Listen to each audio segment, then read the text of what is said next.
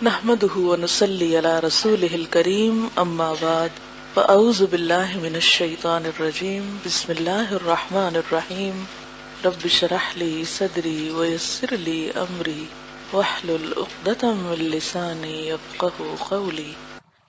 اللہ تعالیٰ نے انسان کو زبان دی ہے، بولنے کا اختیار دیا ہے۔ الرحمن علم القرآن خلق الانسان علمہ البیان، اللہ نے انسان کو بیان کرنے اور بولنے کی صلاحیت بخشی ہے، اور اس کے ساتھ ساتھ اس کو ارادہ اور اختیار بھی دیا ہے کہ چاہے تو صحیح بات زبان سے نکالے اور چاہے تو غلط بات زبان سے نکالے۔ بہرحال دونوں باتیں الگ الگ ہیں، اسی طرح جیسے دن اور رات، روشنی اور اندھیرا، اور دونوں کا انجام بھی الگ ہے۔ اس سلسلے میں بہت سی باتیں ہیں، لیکن آج ہم کچھ باتیں جھوٹ کے حوالے سے کریں گے، کیونکہ آگے کچھ احادیث اسی موضوع سے متعلق ہیں۔ ہم اکثر جھوٹ مذاق ہی میں بول جاتے ہیں اور ہمیں اس کا احساس بھی نہیں ہوتا، لیکن جھوٹ مذاق میں بھی نہیں بولنا چاہیے۔ آپ صلی اللہ علیہ وسلم نے فرمایا کہ میں اس شخص کو جنت میں گھر کی ضمانت دیتا ہوں جو مذاق میں بھی جھوٹ بولنا بند کر دے، یعنی جو جھوٹ کو چھوڑ دے، حتیٰ کہ مذاق میں بھی چھوڑ دے۔ ہمارے اکثر جھوٹ مذاق میں ہوتے ہیں، ہم سب کو ایک دوسرے کو یاد دہانی کرانی چاہیے اور اس کو چھوڑ دینا چاہیے، جھوٹ کا مذاق چھوڑ دینا چاہیے ہمیں سب کو۔ جھوٹ تمام برائیوں کی جڑ ہے، بنیاد ہے۔ جھوٹ ساری برائیوں کی جڑ کیسے ہے اور جھوٹ کے خاتمے سے اور برائیوں کے ختم کرنے میں کیسے مدد ملتی ہے؟ بات یہ ہے کہ اس سے پہلے کہ ہم جھوٹ کی بات کریں، مجھے صرف یہ بتائیں کہ گناہ کیا ہوتا ہے، گناہ کی ڈیفینیشن کیا ہے؟ گناہ کی جو ڈیفینیشن ہے وہ خود حضور صلی اللہ علیہ وسلم نے ہمیں بتائی ہے۔ الاثم ما حاک فی نفسک، اردو میں بتاتی ہوں، گناہ وہ ہے جو دل میں کھٹک جائے اور تو اس بات کو برا جانے کہ لوگوں کو پتہ چل جائے گا، یعنی جو لوگوں کے سامنے عام طور پر کرنے کو برا لگے۔ یعنی دو پہچان ہے، ایک تو یہ کہ جو دل میں کھٹک جائے، چاہے آپ لوگوں کے سامنے کر رہے ہو یا چھپ کے کر رہے ہو، لیکن آپ کو بے چینی ہو اس پہ۔ دوسرا کیا کہ چھپ کے کوئی آپ ایسا غلط کام کر رہے ہو کہ جس کو آپ لوگوں کے سامنے نہ کر پائیں۔ اچھا، اب آپ دیکھیں کہ جس کام کو آپ چھپانا چاہتے ہیں وہ برائی ہے، چھپانے کے لیے کیا کرنا پڑتا ہے؟ غلطی چھپانے کے لیے کیا کرنا پڑتا ہے؟ جھوٹ بولنا پڑتا ہے۔ سمپل فارمولا ہو گیا نا کہ جب آپ چھپائیں گے نہیں، چھپا نہ سکیں گے جھوٹ، چونکہ آپ کو جھوٹ نہیں بولنا، تو اس خوف سے آپ کیا کریں گے؟ وہ برائی چھوڑ دیں گے، ایک چھوڑ دی، دوسری چھوڑ دی، تیسری چھوڑ دی، کیونکہ میں جھوٹ نہیں بول سکتی۔ تو اس طرح کیا ہوگا؟ جھوٹ ساری برائیوں کو چھڑانے کا ذریعہ بن جائے گا، سبب بن جائے گا، ٹھیک ہے نا؟ اچھا، اسی طرح آپ دیکھیں کہ ہر برائی کے اندر کچھ نہ کچھ جھوٹ کا عنصر ضرور ہوتا ہے۔ مثلاً وعدہ خلافی میں بھی کیا ہوتا ہے؟ منافق کی جو 4 نشانیاں، ان میں سے ایک جھوٹ ہے اور وہ نمبر 1 ہے۔ اس کے بعد وعدہ خلافی، تو وعدہ خلافی بھی کیا ہوتی ہے؟ جھوٹ ہی کی ایک قسم ہے نا۔ امانت میں خیانت، مثلاً آپ کے پاس کسی نے پیسے رکھوائے، وہ لینے آتا ہے تو آپ کہتے ہیں جی وہ تو چوری ہو گئے، دیتے نہیں ہیں واپس، یا وہ مجھے مل نہیں رہے، حالانکہ آپ کو پتا ہوتا ہے کہاں پڑے۔ تو یہ جھوٹ ہے نا، مل نہیں رہے، پتہ نہیں کہاں رکھے گئے، پتہ نہیں کون لے گیا، آئی ڈونٹ نو کیا ہو گیا، یہ سب جھوٹ ہی کی قسمیں۔ لیکن ہم اتنا غیر محسوس طریقے سے جھوٹ بولے چلے جاتے ہیں، ہم کو پتہ ہی نہیں ہوتا کہ ہم کیا کہہ رہے ہیں۔ ان سب باتوں کے پیچھے جھوٹ ہے۔ پھر اسی طرح کسی کو گالی دینا، منافق کی 4 علامتیں جو ہے نا، لڑائی جھگڑے میں گالی گلوچ پہ اتر آنا۔ تو گالی گلوچ کیا؟ وہ بھی مثلاً ایک گالی ہے کتے کا بچہ کہنا کسی کو، تو اب انسان تو کتے کا بچہ نہیں ہو سکتا، جھوٹ ہے نا یہ بھی، تو گالی بھی بیسیکلی ایک جھوٹ ہے۔ تو جھوٹ ایک ایسی برائی ہے جو ہر دوسری برائی میں کسی نہ کسی شکل میں پائی جاتی ہے۔ اور جھوٹ کی ایک ڈیفینیشن کیا؟ خلاف واقعہ چیز، خلاف واقعہ بات، خلاف حقیقت بات۔ جیسے رائی کا پہاڑ بنانا، چھوٹی سی بات کو بہت بڑا بنا کے پیش کرنا، چھوٹے سے مسئلے کو بہت بڑھا چڑھا دینا، تو یہ ساری چیزیں کیا ہیں؟ جھوٹ میں شامل ہو جاتی ہیں۔ یا بات کو اس طرح نہ بتانا یا بیان کرنا جیسی وہ ہے، بلکہ اپنی طرف سے اس پہ رنگ چڑھا دینا۔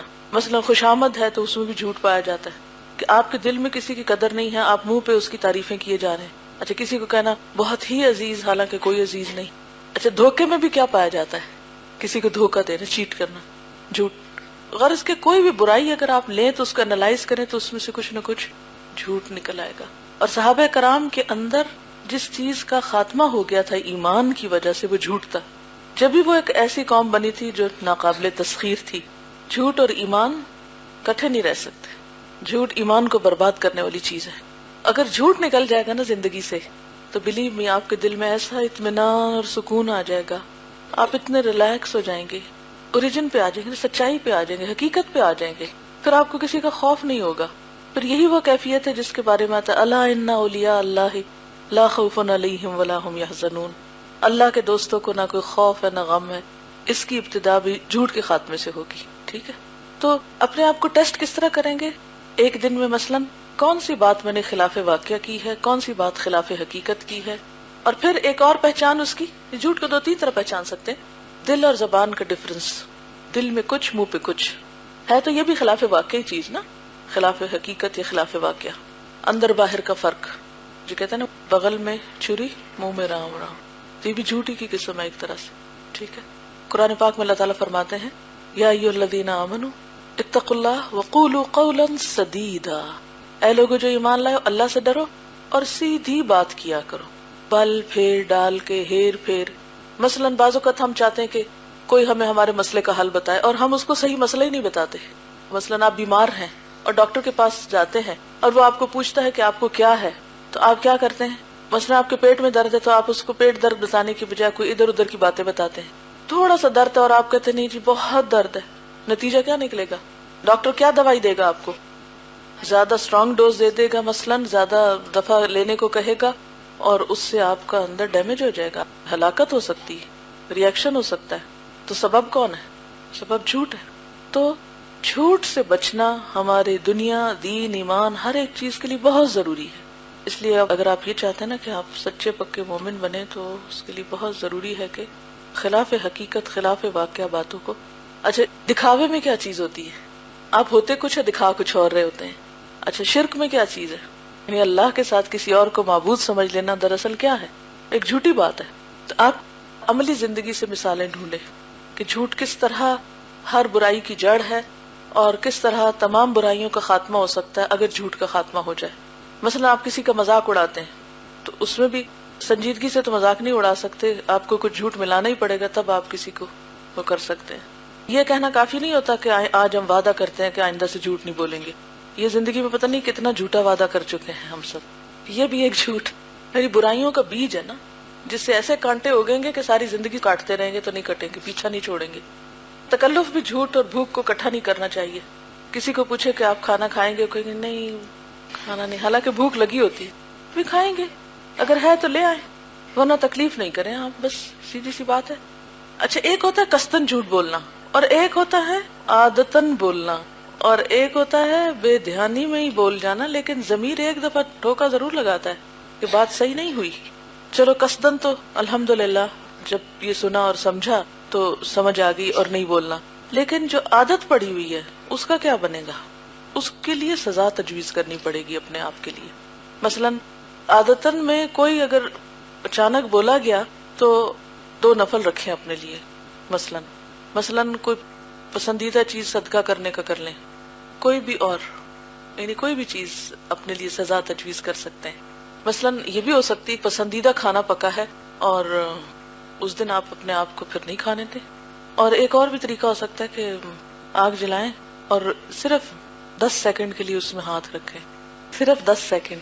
ابھی تو سردیاں خیر ہے, رکھا جائے گا, یا ابلتی دیگچی سے ڈھکن ہٹا کے سامنے ہی منہ کر لیں. نہیں ہوتی برداشت, پھر قیامت کے دن کیسے برداشت ہوگا یہ سب کچھ؟ لیکن کرنا پڑے گا, کریں گے تو پھر ہی باز آئیں گے. اپنے کو خود سزا دیں, کیونکہ وہ تو لکھا گیا نا, پرنٹ ہو گیا آپ کے نامہ اعمال میں. اب تو توبہ ہی مٹائے گی اس کو. اور توبہ کے لیے شرط کیا ہے کہ آئندہ ایسے نہیں کرنا, اور آئندہ اپنے آپ کو بچانے کے لیے کوئی نہ کوئی سزا رکھنی ہے. تو انشاءاللہ آپ دیکھیں گے کہ کافی حد تک. ایک اور حدیث کسی نے لکھ کے بھیجی ہے کہ ایک شخص نے پوچھا آپ صلی اللہ علیہ وسلم سے, کیا مومن بزدل ہو سکتا ہے؟ آپ نے فرمایا ہو سکتا ہے. اس نے پوچھا بخیل ہو سکتا ہے؟ آپ نے فرمایا ہو سکتا ہے. اس نے پوچھا جھوٹا ہو سکتا ہے؟ آپ نے فرمایا نہیں ہو سکتا. یہ وہ چیز ہے جو ہمارے ایمان کو کھا جاتی ہے, پتہ ہے. اور ایمان نہ ہوا قیامت کے دن, یا وہ ایمان ہوا جس میں جگہ جگہ سے رکھنے پڑے ہوئے, تو پھر کیا بنے گا؟ بعض اوقات جیسے عمر گزرنے کے ساتھ ساتھ حافظہ بھی کمزور ہو جاتا ہے نا. آپ نے کام کیا ہوتا لیکن آپ کو خود ہی یاد نہیں ہوتا, تو آپ کہتے ہیں نہیں میں نے نہیں کیا. اس میں نہ تو آپ کا ارادہ ہوتا ہے نہ عادت ہوتی ہے, صرف ایک بھول ہوتی ہے. اسی لیے تو اللہ تعالیٰ نے یہ دعا سکھائی, ربنا لا تؤاخذنا ان نسینا او اخطأنا.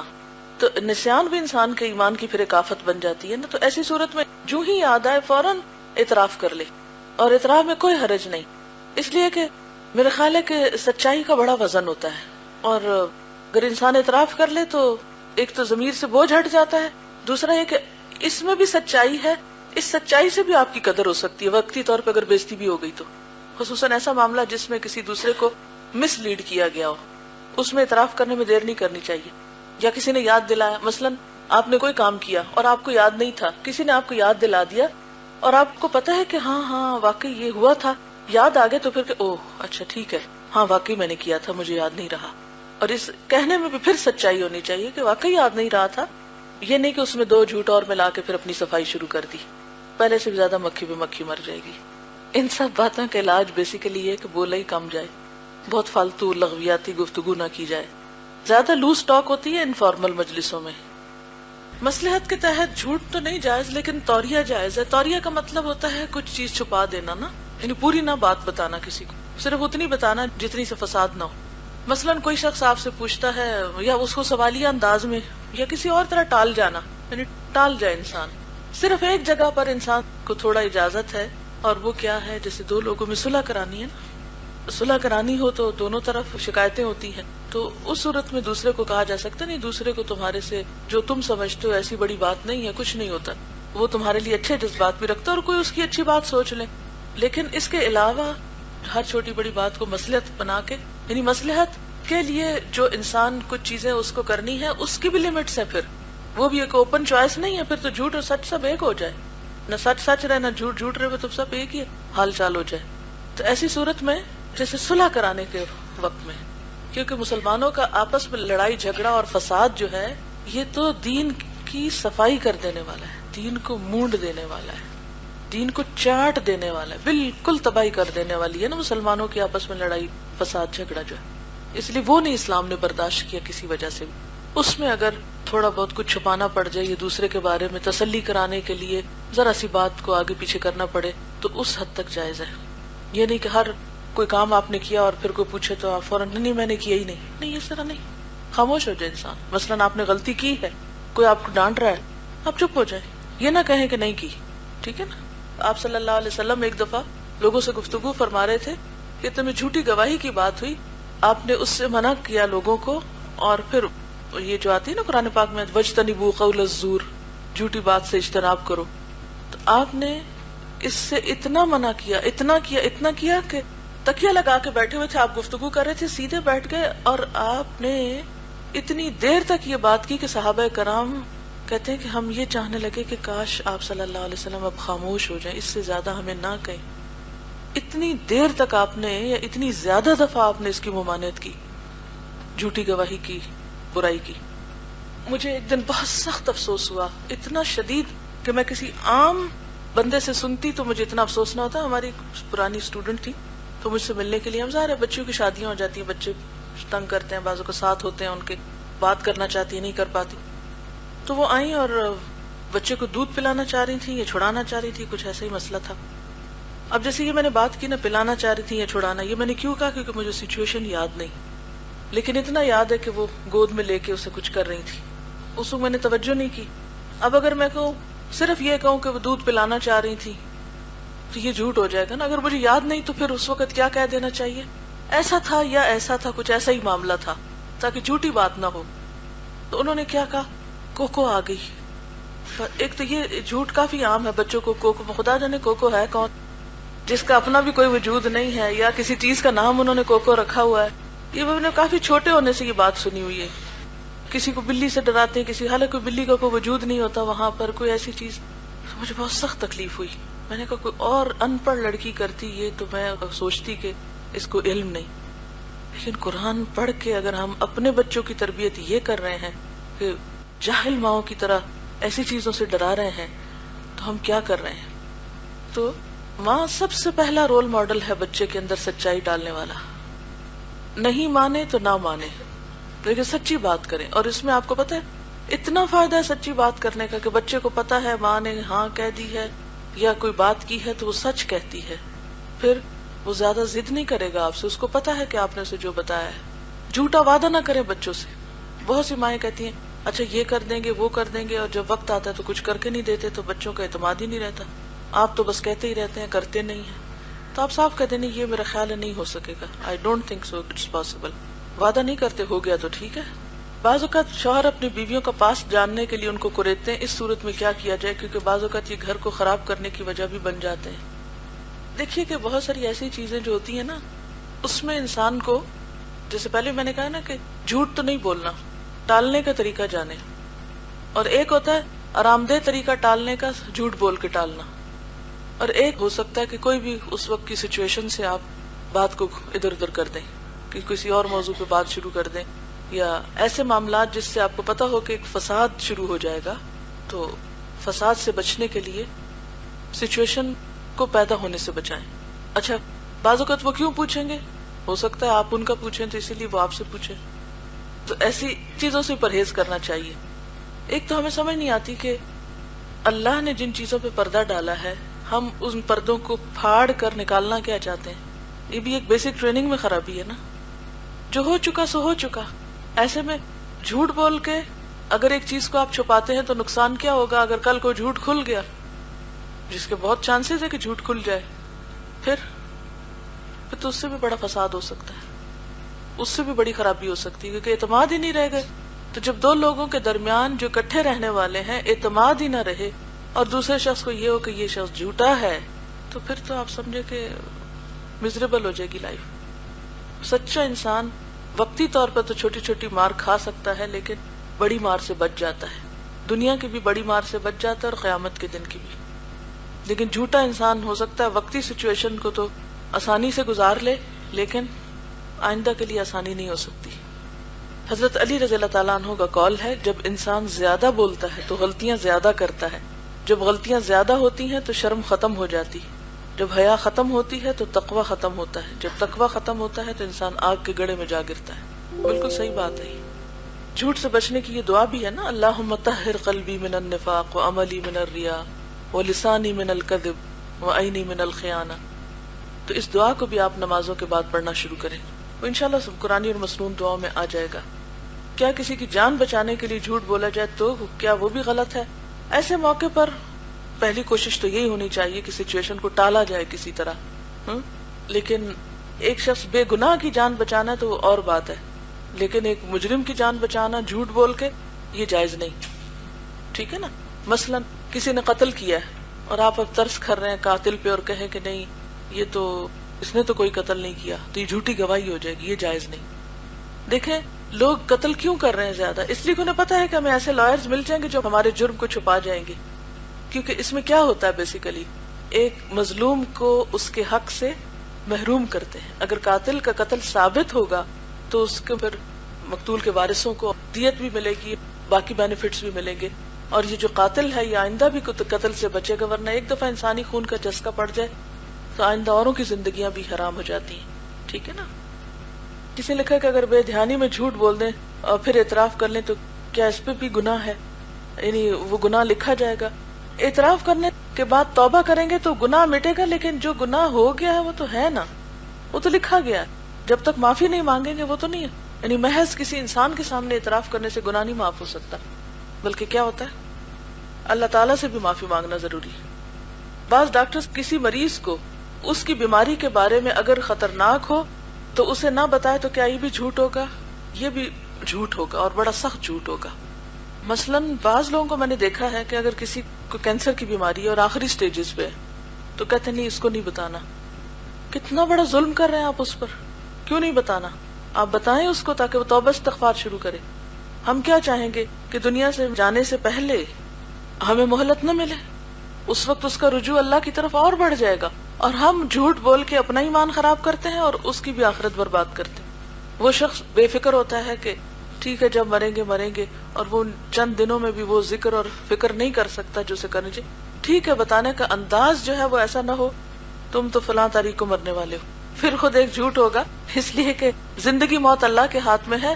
کئی دفعہ ایسا ہوتا ہے کہ ڈاکٹرز بتاتے ہیں جی یہ تو اب چند دن کا مہمان ہے اور یہ مہینے سے زیادہ نہیں جیے گا، یہ فلانا. یہ کہنے کی ضرورت نہیں کہ تم مہینے سے زیادہ نہیں جیو گے، اس لیے کہ بعض اوقات یہ بھی ہوتا ہے کہ جب کسی کو پتہ چل جاتا ہے تو وہ اپنے لیے دعائیں بھی مانگتا ہے، صحت کی مانگتا ہے، زندگی کی مانگتا ہے، اور کئی ایسے کیسز سننے دیکھنے میں بھی آپ کے آئے ہوں گے کہ جس میں ایسا شخص جس کو ڈاکٹروں نے کہہ دیا تھا کہ مہینے سے زیادہ نہیں جیو گے یا کچھ بھی عرصے کے لیے، وہ کئی سال جیے بعد میں، تو ہو سکتا ہے کہ وہ اپنے لیے دعا مانگنا شروع کر دے.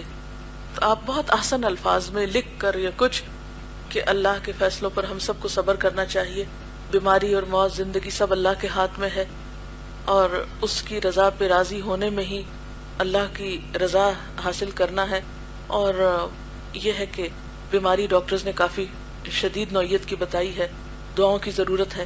مطلب اس طرح کے چند الفاظ آپ لکھ کے دے سکتے ہیں.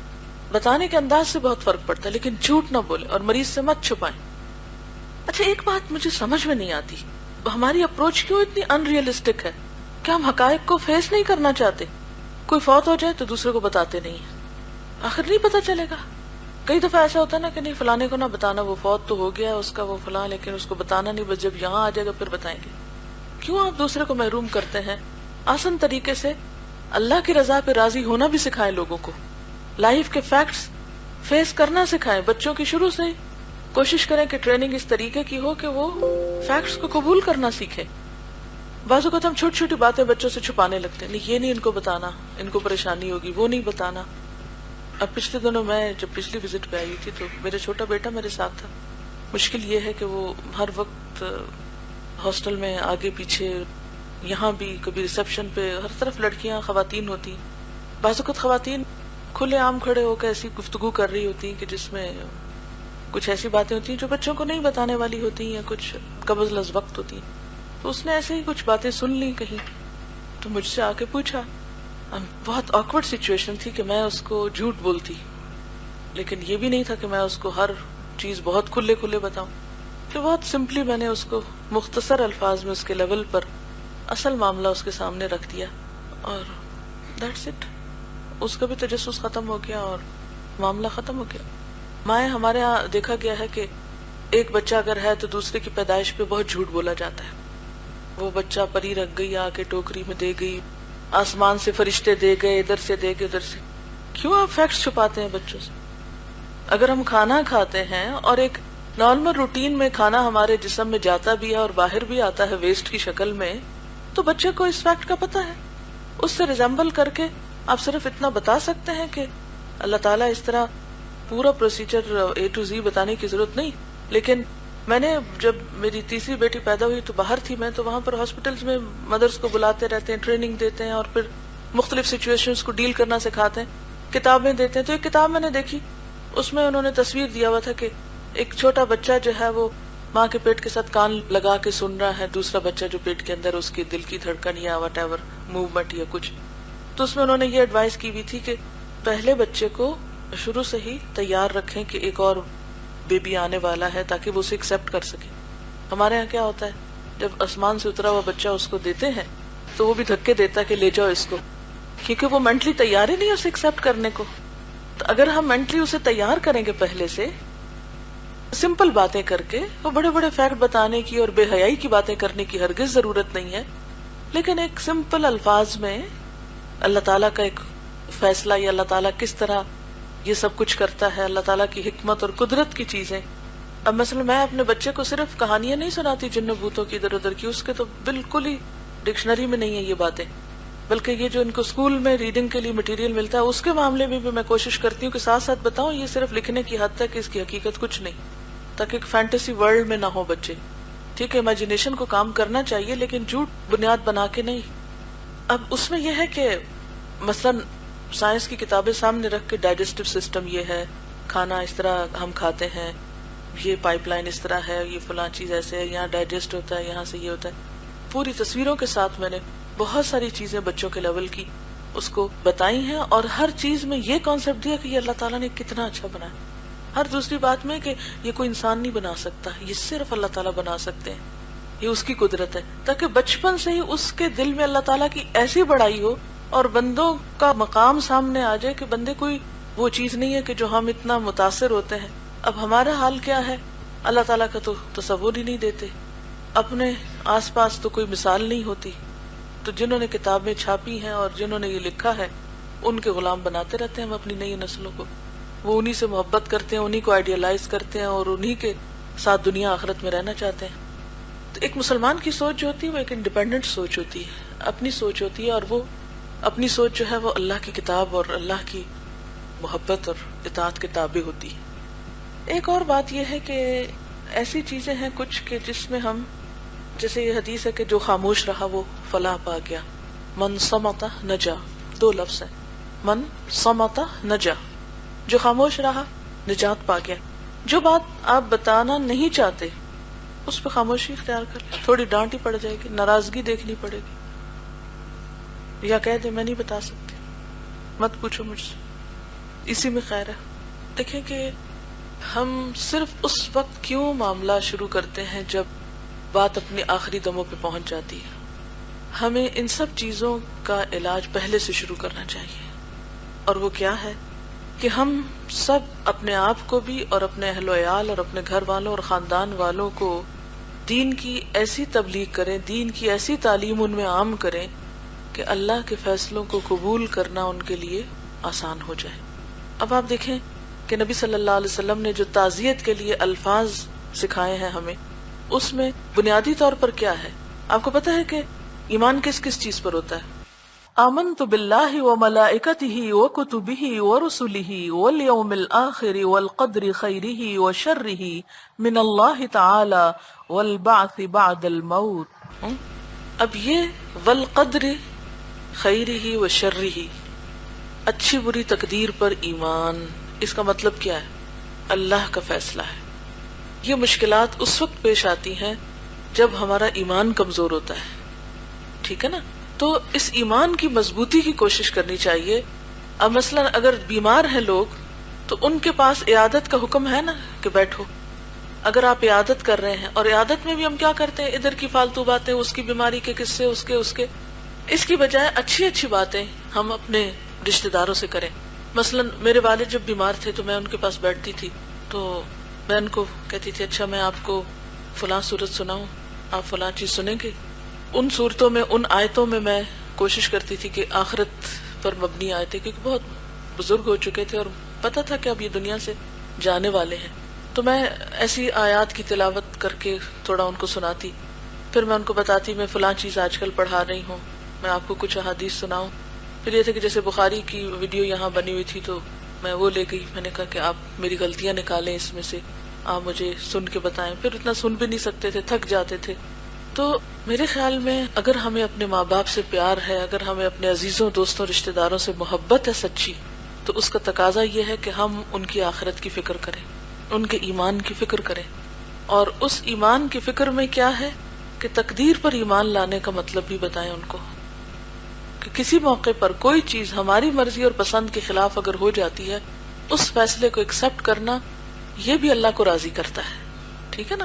تو یہ اس وقت تو اب کچھ نہیں ہو سکتا، یہ ہو گیا جو ہو گیا، لیکن آئندہ کے لیے ہمیں اس میں کیا سبق ہے کہ ہم اپنے آس پاس کے اپنے رشتہ داروں، عزیزوں کے ساتھ بیٹھ کر جو گفتگو کریں وہ ایمانی گفتگو ہو، جس میں دنیا کی حقیقت بھی واضح ہو اور آخرت کی جو اصلیت ہے وہ بھی سب کے سامنے ہو۔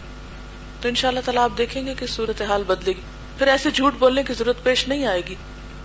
اس میں ایک اہم بات یہ ہے کہ صرف کسی کے بتانے سے بھی کسی کی موت نہیں آ سکتی، وہ وقت مقرر تھا، یہ بہانہ بن گیا، ٹھیک ہے؟ اصل میں بتانے کے طریقے پہ بہت ڈیپینڈ کرتا ہے۔ اگر نرس سے پہلے آپ خود بتا دیتے تو شاید اس طرح صدمہ نہ ہوتا۔ اس وقت انسان کو دو باتوں کا صدمہ ہوتا ہے، ایک تو جانے والے کا، اور ایک یہ کہ انہوں نے میرے ساتھ یہ کیا ہے، مجھے بتایا بھی نہیں، یہ بھی ایک صدمہ ہو جاتا ہے۔ پھر جب پیریڈز ہوتے ہیں تو بعض اوقات ابو یا بھائی بار بار پوچھتے ہیں کہ نماز پڑھ لی، اور اگر نہیں تو ابھی میرے سامنے پڑھو۔ ایسے میں بڑی اذیت ہوتی ہے، تب میں یہ کہہ دیتی ہوں کہ پڑھ لی، یہ بھی جھوٹ ہے۔ اس میں آپ دیکھیے کہ آپ اپنی نماز کا پہلے سے ہی ایک مخصوص کارنر اور جگہ مخصوص کر لیں، تو جب اذان ہو، نماز کا وقت ہو، اگر آپ بیچ مجلس میں بیٹھے اور سمجھ لیں کہ سوال کریں گے تو اٹھ کے چلے جایا کریں، آگے پیچھے ہو جایا کریں۔ جیسے بچے بھی بہت پوچھتے ہیں نا بعض اوقات، تو آپ ابھی ان کو بتانے کی عمر نہیں ہوتی، یہ بتا نہیں سکتے، تو تھوڑا آگے پیچھے اس طرح ہو جائیں۔ جو بچیاں ہیں ان کو تو آپ ایکسپلین کر سکتے ہیں، بتا سکتے۔ لڑکوں کو مسجد جانے کی عادت ڈالیں، اپنی عادت یہ بنائیں کہ ان کے پیچھے نماز پڑھ چکے۔ تو میرا خیال ہے کہ کچھ اس سچویشن کو اس طرح ڈیل کریں، یا اپنی امی سے کہیں کہ وہ ان کو سمجھا دیں کہ وہ بار بار نہ پوچھا کریں۔ تو یہ بھی ایک فیکٹ آف لائف ہے، ہر گھر میں تو یہ نہیں ہو سکتا، لیکن میرے والد جو تھے انہوں نے یہ مسائل چونکہ ہمیں خود پڑھائے تھے، تو اس لیے جب کبھی ایسی سچویشن ہوتی تھی تو ہم تو آرام سے بتا دیتے تھے کہ نہیں پڑھنی، کوئی اس کے بعد مسئلہ ہی نہیں ہوتا تھا.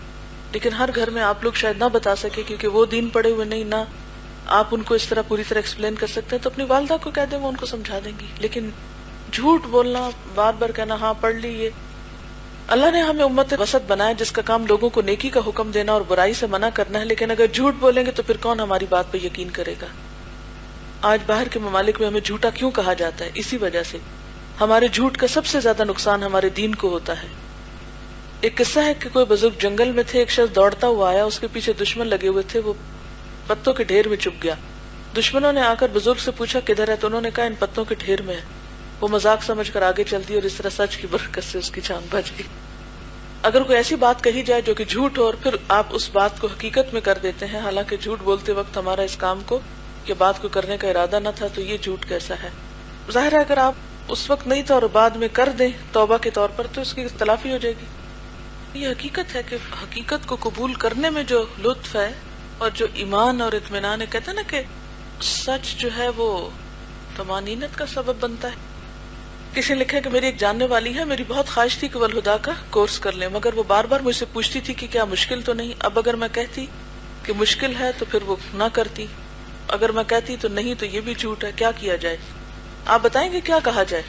کیونکہ یہ مسئلہ سب کا ہے نا، کیا کہا جائے؟ ہاں انہیں کہے کہ ہر چیز میں کچھ نہ کچھ مشکل ہوتی ہے، فطرت کا اصول ہے ان مع العسر یسرا، تنگی کے ساتھ آسانی بھی ہے. اگر کچھ کام کرنے میں مشکل ہوتی ہے تو اس کے ساتھ لطف بھی بہت آتا ہے. آپ صاف سچی بات کیا کریں کہ مشکل تو ہے لیکن اس کے بعد جو مزہ ہے یا قرآن سمجھنے کے بعد جو لطف آتا ہے وہ اس مشقت کے بغیر نہیں آتا. کہ اگر آپ کا جذبہ سچا ہے تو پھر تو کوئی مشکل نہیں، اگر آپ کا شوق ہے تو پھر مشکل نہیں، اور اگر شوق نہیں ہے، زبردستی کی بات ہے تو پھر ضرور مشکل ہے. اور پھر یہ باقی درست ہے کہ ہر ایک کی اپنی سوچ ہوتی ہے کہ کسی کو ایک کام بہت مشکل لگتا ہے اور کسی کو مشکل نہیں لگتا. یہ بھی کہا جا سکتا ہے کہ آپ آئیں ہمارے ساتھ چلیں، دیکھ لیں. اب حدیث نکالیے، آگے پڑھتے ہیں. جی حدیث بھی اسی طرح آ گئی ہے سامنے، دیکھیے ذرا. وعن ابی سعید الخدری قال قال رسول اللہ صلی اللہ علیہ وسلم ان الناس لکم تبع وان رجالا یأتونکم من اقطار الارض یتفقہون فی الدین فاذا اتوکم فاستوصوا بهم خیرا. رواہ الترمذی. ابو سعید خدری رضی اللہ تعالی عنہ سے روایت ہے کہ رسول اللہ صلی اللہ علیہ وسلم نے ارشاد فرمایا، لوگ تمہارے فالوورز ہیں، تابع ہیں.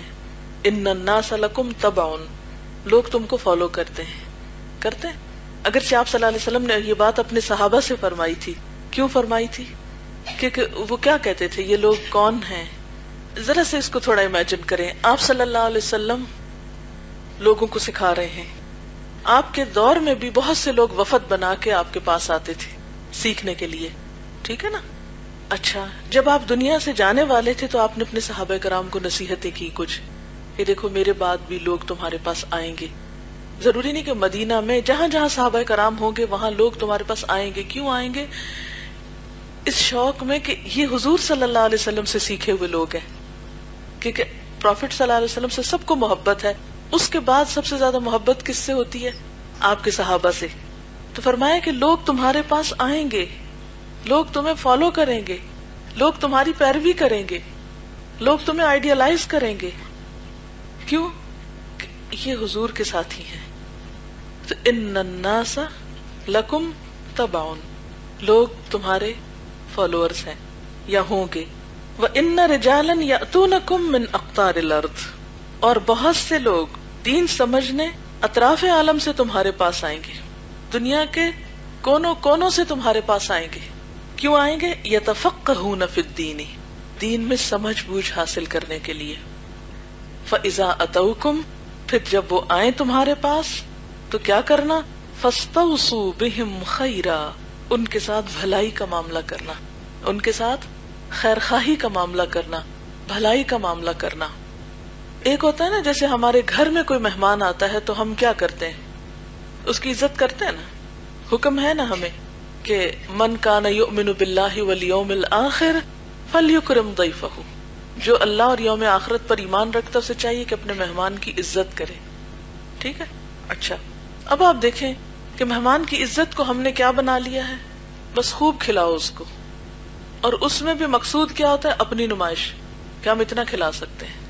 حالانکہ بہت سے مہمان ایسے آتے ہیں جن کو کھانے سے کوئی اتنی دلچسپی نہیں ہوتی، ان کو کیا شوق ہے کہ آپ سے ملاقات کریں، اور آپ کیا کرتے ہیں، ٹرالی سجا کر بھجوا دیتے ہیں اور خود کپڑے پہنتے رہتے ہیں، تیار ہوتے رہتے ہیں. وہ ڈرائنگ روم میں ادھر ادھر بےچارے سجے ہوئے پتھروں کو دیکھتے رہتے ہیں، کبھی گھڑی دیکھتے رہتے ہیں، اور آپ آتے ہیں اور مصنوعی باتیں کر کے ان کو رخصت کر دیتے. کیا یہ مہمان کی عزت ہوتی ہے؟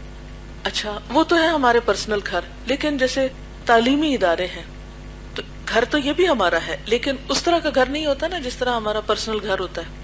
تو یہ صرف کل کے لیے نہیں، میں آئندہ زندگی کے لیے بھی آپ کو یہ بتانا چاہوں گی کہ مثلا یہاں پر آپ ہوتے ہیں، بہت سے لسنرز کبھی آتے ہیں، اور خصوصاً جب میں آتی ہوں تو مجھ سے ملاقات کرنے والے بہت سے لوگ یا سننے کے لیے مجھے آ جاتے ہیں. اب اگر کلاس کے لوگ انہیں پراپر جگہ نہیں دیں گے، ان کو اپنی ذات پہ ترجیح نہیں دیں گے، ان کی عزت نہیں کریں گے، تو کیا ہوگا؟ وہ لوگ کیا سیکھ کر جائیں گے یہاں سے؟ یہ بھی تو احترام میں کمی کی بات ہے نا. کچھ عرصہ پہلے لاہور سے ہمارے کچھ گیسٹ آئے، کیونکہ میں انکریج کرتی ہوں کہ ڈفرینٹ لوگ آئیں ادارے میں اور عملی مثال سے سیکھیں. جیسے وہ خضر علیہ السلام نے مشاہدہ کروایا تھا نا، مشاہدے سے سیکھیں.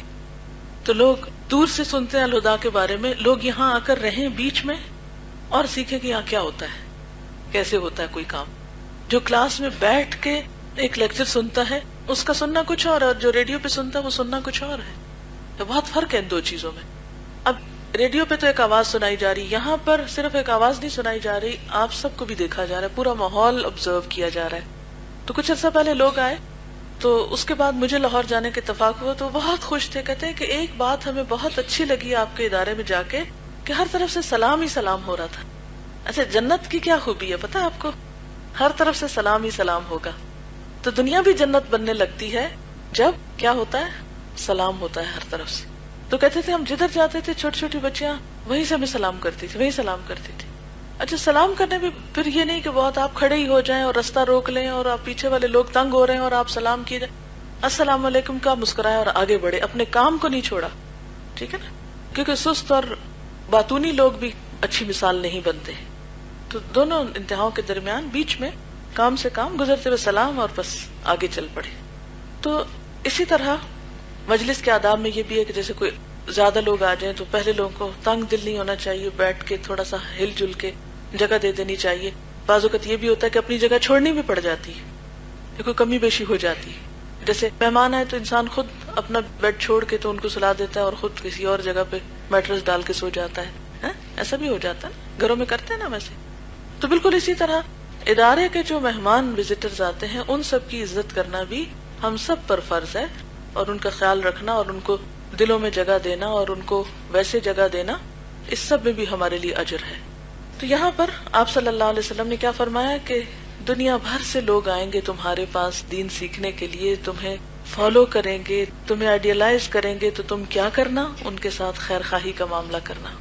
عموماً کیا ہوتا ہے جب کوئی آتا ہے تو ظاہر ہے کہ آپ کے اوپر پریشر پڑتا ہے، آپ کو تکلیف ہوتی ہے، آپ کو تھوڑی مشکل اٹھانی پڑتی ہے، تو پھر انسان تنگ ہوتا ہے، بیزار ہوتا ہے، کیا یہ میرا وقت ضائع کرنے کو آ گئے ہیں، کیا یہ روز ستاتے ہیں، شور مچاتے ہیں فلاں پر. لیکن نہیں، کیونکہ آپ کے صحابہ آپ کی مجلسوں میں رہ کر ایک اور ڈسپلن کے عادی تھے. اب نئے لوگ آنے والے وہ ماحول نہیں رہنے دیں گے، ایسی صورت میں خیر خواہی سے کام لینا، ان کی بھلائی کرنا، ان کے ساتھ عزت کا معاملہ کرنا. اور اس میں ایک عام حکم ہے استاد کے لیے کہ جب سیکھنے والے آئیں تو ان کو بھی عزت دی جائے. ہمارے یہاں افسوس کے ساتھ کہنا پڑتا ہے کہ بعض اوقات دینی تعلیم کے ساتھ ڈانٹ ڈپٹ اور اس طرح کی چیزیں بہت ہو گئی ہیں. ایک خوشگوار ماحول نہیں رہا تعلیمی اداروں کا بعض اوقات دیکھنے میں، ہر جگہ کی بات نہیں، بعض اوقات. اب 2-4 روز کسی نے مجھے پہلے بتایا کہ کسی شہر میں حاجی کیمپ میں کچھ لوگ حاجیوں کو ٹریننگ دیتے تھے، لیکن ان کے اوپر اپنا پیسہ بھی خرچ کرتے تھے، سب کچھ کرتے تھے، لیکن ڈانٹ ڈپٹ بہت کرتے تھے کہ دیکھیں آپ کے بال نظر آ رہے ہیں، احرام یوں پہننا، ایسا کرنا، ویسا کرنا. تو بعض اوقات ہم اپنا مال بھی لگاتے ہیں، وقت بھی لگاتے ہیں، سب کچھ کرتے ہیں، لیکن اس کے ساتھ ساتھ کیا ہوتا ہے، ہمارا بد اخلاقی کا معاملہ جو ہے وہ ساری نیکی کو ضائع کرا دیتا ہے. اس کو سنبھالنے کی ضرورت ہے اور اس کے لیے صبر چاہیے ہوتا ہے. اگلی حدیث ہے وَأَنْ أَبِي هُرَيْرَةَ قَالَ قَالَ رَسُولُ اللَّهِ صَلَّى اللَّهُ عَلَيْهِ وَسَلَّمَ الْكَلِمَةُ الْحِكْمَةُ ضَالَّةُ الْحَكِيمِ فحيث وجدها فهو أحق بها رواه الترمذي۔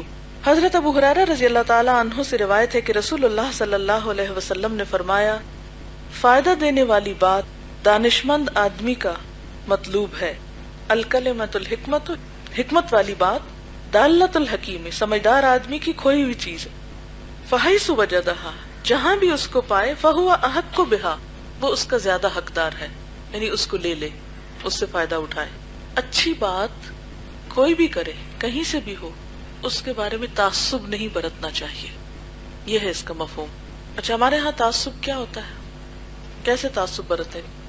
میں اس سے کیوں سیکھوں، میں یہ کتاب کیوں پڑھوں؟ کتنا زیادہ ہمارے ہاں اس بات پہ لڑائی جھگڑے ہوتے ہیں، فلاں رائٹر، ان کی کتاب نہ پڑھنا، فلاں کی کیسٹ نہ سننا، فلاں ادارے میں نہ جانا، فلاں کے پاس نہ بیٹھنا۔ یہ تعصب بہت ہو گیا ہے، حالانکہ ہونا کیا چاہیے؟ آپ کو معلوم ہے کہ جب جنگ بدر میں کچھ قیدی پکڑے گئے تھے تو آپ صلی اللہ علیہ وسلم نے ان کا جو فدیہ مقرر کیا تھا اس میں سے ایک چیز کیا تھی کہ ہمارے 10 بچوں کو پڑھا دیا جائے۔ تو یہ پڑھانے والے کون تھے؟ وہ قیدی، وہ کافر جو جنگ میں پکڑے گئے تھے، ان سے بڑا دشمن کوئی ہو سکتا ہے؟ تو آپ نے گویا اپنے دشمنوں سے، اسلام کے دشمنوں سے اپنے بچوں کو پڑھوایا۔ حیرت کی بات ہے نا۔ آج ہمارا حال کیا ہے؟ فلاں کافر ہے، فلاں ایسا ہے، فلاں ویسا ہے، اس سے تو کچھ نہیں سیکھنا چاہیے، چاہے ٹیکنالوجی سیکھنے کی بات کیوں نہ ہو۔ یہ ضد اور یہ تعصب نکال دینے چاہیے۔ ایک پیمانہ ہمارے سامنے ضرور ہونا چاہیے، اور وہ کیا کہ جو چیز قرآن کی روشنی میں درست ہے وہ لے لیتے ہیں، اور جو کسی کی غلط بات ہے اسے چھوڑ دیتے ہیں۔ بحث کی ضرورت نہیں، ٹھیک ہے نا؟ کسی چیز کے ساتھ دلیل ہے تو قبول کر لیں، نہیں تو چھوڑ دیں۔ ضد تعصب کی بات ہی نہیں ہے۔ تو خیر کی بات، اچھی بات، مثلا اگر کوئی شخص آپ کو اچھا شعر سنا رہا ہے تو آپ کہیں گے بس کرو بس کرو، مجھے شعروں سے کوئی دلچسپی نہیں، میں تو قرآن پڑھنے لگ گئی ہوں، ایسے کہیں گے؟ ہاں؟ کیا قرآن پڑھنے والے اچھے شعر نہیں سن سکتے کہ سن سکتے ہیں؟ اب شعر کا کیا مقام، اصل چیز تو قرآن ہے۔ ٹھیک ہے، قرآن اپنی جگہ ہے، لیکن حکمت کی بات اگر کسی شعر میں ہے تو اس کے سننے میں کوئی حرج نہیں۔ مثلا آپ صلی اللہ علیہ وسلم نے اپنے دور کے ایک شاعر سے کچھ شعر سنے، اور وہ پڑھ رہا تھا اور آپ کیا کہہ رہے تھے؟ اور سناؤ، کیونکہ اس کے شعروں میں حکمت کی باتیں تھی۔ تو قرآن کا پڑھنا ہمیں اس بات سے نہیں روکتا کہ ہم کوئی اچھی بات کسی دوسرے سے سنے ہی نہ۔ مثلا آپ صلی اللہ علیہ وسلم، عید کا دن تھا شاید، لیٹے ہوئے تھے تو کچھ بچیاں اشعار گا رہی تھی، اور اشعار پڑھتے پڑھتے انہوں نے کچھ جملے ایسے بولے کہ جو مناسب نہیں تھے۔ تو آپ نے کیا فرمایا؟ آپ نے یہ نہیں فرمایا کہ اٹھو یہاں سے، کیا تم یہاں میرے سرانے شعر پڑھ رہی ہو، یہ شور ہنگامہ کیا ہے؟ بلکہ ایک روایت میں آتا ہے کہ حضرت ابوبکر صدیق رضی اللہ تعالیٰ عنہ جب آئے تو انہوں نے کہا کہ نبی کے گھر میں یہ سب کچھ؟ تو آپ صلی اللہ علیہ وسلم نے کیا فرمایا کہ نہیں ابوبکر، آج ہماری عید ہے، تو عید کا موقع ہے تو ان بچیوں کو پڑھنے دیا جائے، خوشی کا موقع ہے تو خوشی کے موقع پر۔ لیکن کس چیز سے آپ نے منع کیا؟ جب انہوں نے غیر ضروری قسم کی کچھ بات کی تو آپ نے فرمایا نہیں، وہ جو پہلے پڑھ رہی تھی وہی پڑھو، یعنی جو سچائی پر مبنی چیز ہے۔ تو ضروری نہیں کہ ہم کسی کی ہر بات سے 100% اگری کریں، لیکن اگر کسی کی بات درست ہے، سچی ہے، حکمت پر مبنی ہے، تو اسے لینے میں، اختیار کرنے میں حرج کوئی نہیں۔ بس اعتدال ہونا چاہیے، یہ نہیں کہ آپ اتنے شعر کاپیوں میں لکھنا شروع کر دیں کہ قرآن کا سبق یاد کرنے کا وقت ہی نہ رہے، یا وہ بھولنے لگے آپ کو۔ بہت سے شعر قرآن کے سمجھنے میں آپ کو مددگار ہو سکتے ہیں۔ تو بات یہ ہے کہ خیر کی بات، یعنی اسلام کا ایک مزاج ہے، اسے ہر خیر والی چیز سے دلچسپی ہے، ہر وہ چیز جس میں انسانیت کی بھلائی ہے اس میں دلچسپی ہے۔ الحکمت دالۃ المومن، حکمت مومن کی متاع گمگشتہ ہے، جہاں پائے اسے لے لے۔ آگے چلتے ہیں۔ وَعَنِ ابْنِ عَبَّاسٍ قَالَ قَالَ رسول اللہ صلی اللہ علیہ وسلم فقیہ واحد اشد علی الشیطان من 1000 عابد۔ آپ نے فرمایا کہ ایک فقیہ یعنی عالم دین شیطان پر 1000 عابدوں سے زیادہ سخت ہے۔ یعنی 1000 لوگ کسی مسجد میں بیٹھ کے نفل پڑھ رہے ہیں اور اس کے مقابلے میں ایک دین سمجھ رہا ہے، سیکھ رہا ہے، اور وہ دوسروں کو سکھاتا سمجھاتا ہے، تو اس کا مقام اور درجہ کیا ہے؟ زیادہ بڑا ہے۔ 1000 عبادت گزاروں کی نسبت ایک عالم شیطان پہ زیادہ بھاری ہے۔ کیوں؟ ایک بات یہ بھی ہے کہ شیطان کس طرح ٹریپ کرتا ہے انسان کو، وسوسے ڈال کے۔ تو جو علم والا ہوتا ہے اس کے پاس روشنی ہوتی ہے، تو وہ شیطان کے جالوں کو پہچان لیتا ہے کہ یہ بات درست نہیں. مثلا عبد القادر جیلانی کا وہ واقعہ آپ نے سنا ہوگا کہ ایک دفعہ شیطان نے کیا کہا، تمہاری تو نمازیں معاف ہو گئی ہیں. تو انہوں نے کہا کہ نماز تو پیغمبر صلی اللہ علیہ وسلم کی بھی معاف نہیں ہوئی تھی، تو میری کیسے ہو سکتی؟ تو کہنے لگا تمہیں تمہارے علم نے بچا لیا.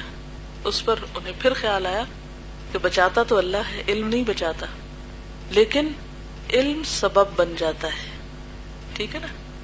تو بنیادی طور پر یہ ہے کہ علم کی روشنی میں شیطان کے جال نظر آنے لگتے ہیں، پھر اللہ کی توفیق اور مدد سے انسان بچ جاتا ہے.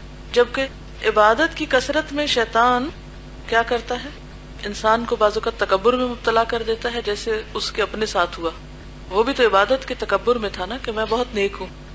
اور دوسرا یہ ہوتا ہے کہ وہ جب بہت سارے لوگوں کو اور سکھاتا ہے تو وہ پلٹ کے اس کو پکڑنے لگتے ہیں کہ جی آپ ہمیں تو یہ بتاتے ہیں تو خود کیا کر رہے ہیں. ٹھیک ہے. سبحانک اللہم وبحمدک نشہد ان لا الہ الا انت نستغفرک ونتوب الیک. والسلام علیکم ورحمۃ اللہ وبرکاتہ.